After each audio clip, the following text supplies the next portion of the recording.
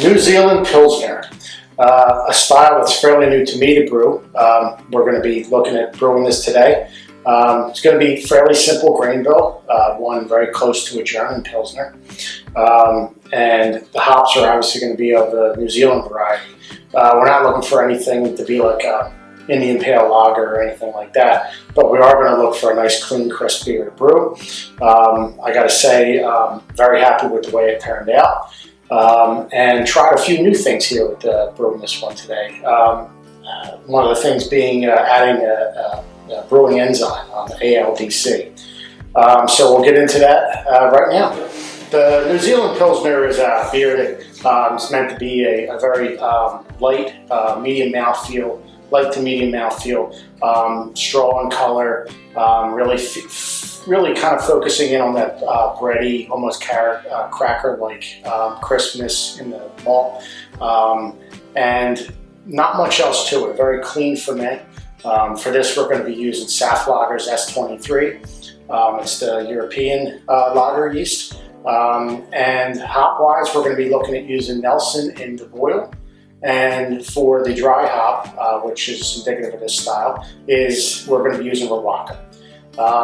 Small amounts, again, not meant to be very overly bitter, meant to let you know that the hops are there, of course, but not be this isn't an IPA, this isn't, or an IPL. So one of the things we're going to get started with here is our grain bill.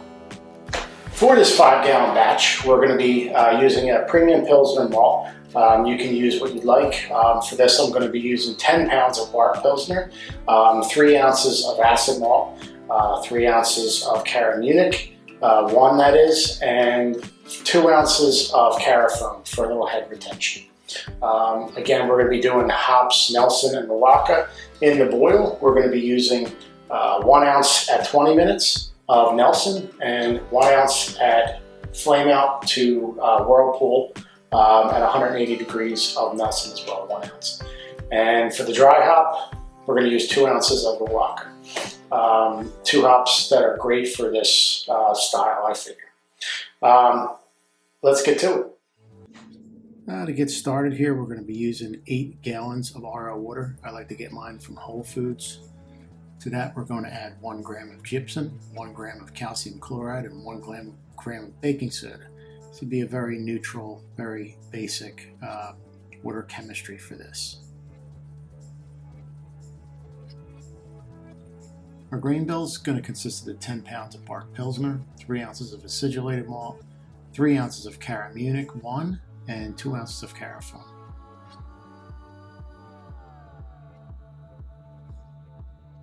Let's get mashed in. Looking for a temperature of 151 degrees Fahrenheit.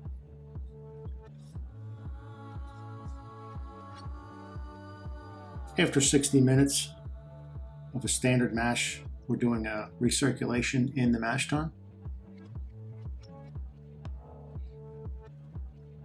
And then it's time to transfer it to the kettle.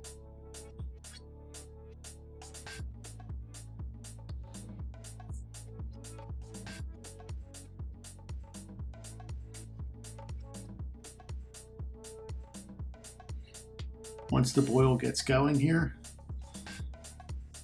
we'll let that go for 40 minutes, at which point at the 20-minute mark we'll be doing our first hop addition of 1 ounce of Nelson.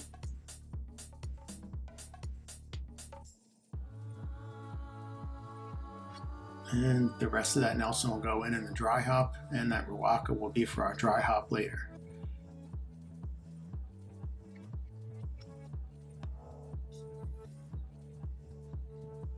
Beginning the chill here to get ready for our whirlpool. I'm using the accelerator, recirculating that to get it down to 180 degrees. And almost there. I'll add my whirlpool addition for 20 minutes at 180 degrees. At which point we'll chill this down, get it ready for pitch temperature. And here we are at our OG of 1052. Going to be using this ALDC enzyme for the first time. This is meant to be a diacetyl reducing enzyme. Good for reducing hop creep, but also just diacetyl from regular lager yeast production. So let's see how this works. I'm going to be using 2 packets of S23 yeast, pitching directly. I'm not rehydrating this yeast, just adding 2 packets directly to the fermenter. Fermentation was not done under pressure. I just kept some of the ongoing fermentation pressure in the vessel.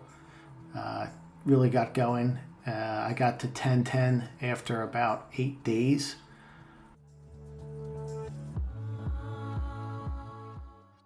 After that, I was prepping for a diacetyl rest, and we're going to raise the temperature to 65 degrees for about 2 days to get that diacetyl rest. Now it's time to dry hop. I'm going to lower the temp to 60 degrees to do that, but I have sort of a convoluted way here of doing my dry hop. I try and avoid all oxygen.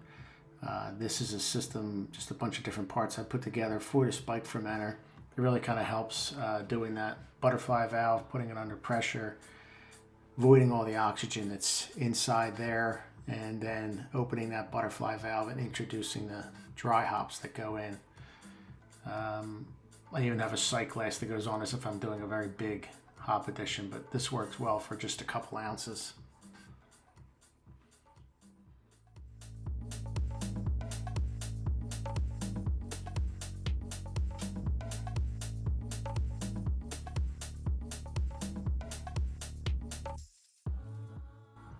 After dry hopping for 3 days at 60 degrees, it was time to keg the beer. Kegged and carved as normal. After a few days, I was ready to pour.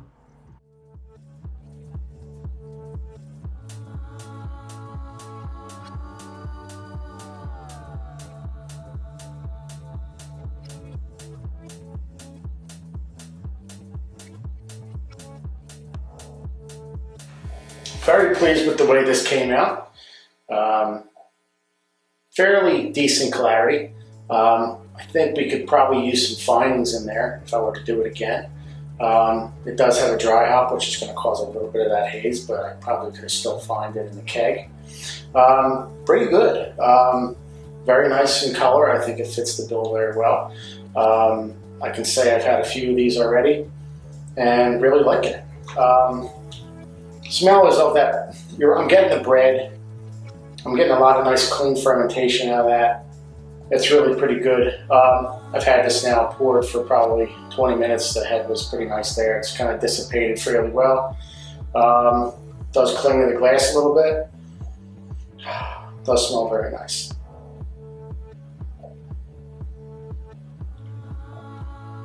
That mouthfeel I think is dead on. That's a medium body.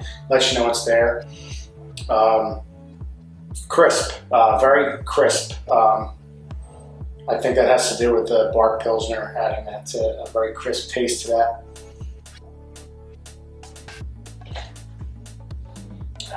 Hoppiness, it's there. I know that there's a little bit of bitterness, not a whole lot. I'm getting the aroma of that Araka. I'm getting the just slight bitterness. This came in at a total of 35 IBUs for this. So there is a little bit of bitterness. Very nice, came out very well.